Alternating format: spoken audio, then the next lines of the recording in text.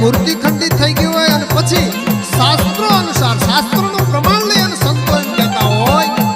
કે ભાઈ મૂર્તિ ખંડિત થઈ ગઈ હવે રખાય નહીં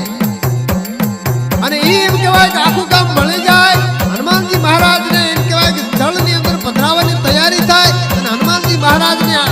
મૂર્તિને પરસેવો વળી જાય પણ સંતોનું નિવેદન એવું હોય શાસ્ત્રો કહે છે ભલે લીલી કાચે મૂર્તિ થઈ હોય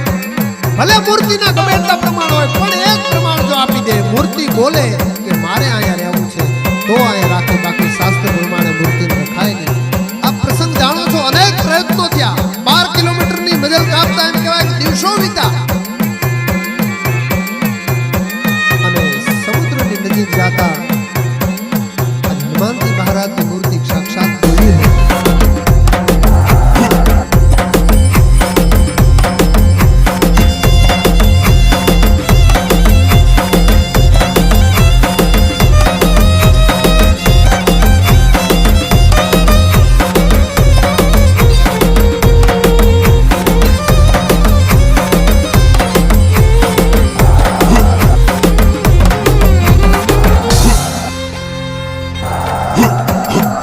मेरी मूर्ति खंडित हुई है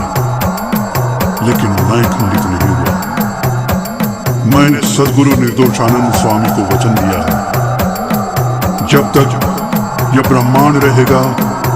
तब तक मैं जीरागढ़ में रहकर प्रभु का भजन करता रहूंगा और मेरी शरण में आते हुए सदाचारी मनुष्यों का दुख दूर करता रहूंगा। मेरा ये जो शरीर है मैं इसे विसर्जित नहीं होने दूंगा।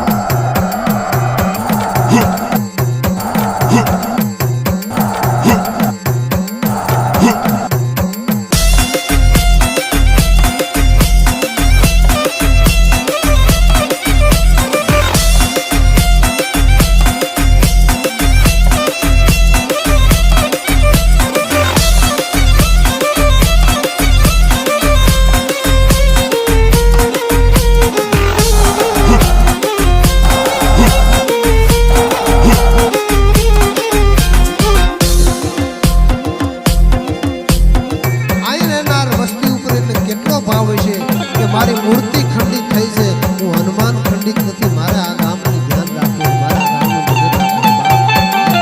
મારે આ ગામ ગુરુ પર અમી દ્રષ્ટિ રાખવી છે એવી સાક્ષાત કારણ કે જગતમાં ઝૂંપડાથી લઈને મહાનગર લગેશ્વરી મંદિર છે હનુમાનજી મહારાજ પણ સાક્ષાત મૂર્તિ બોલી હોય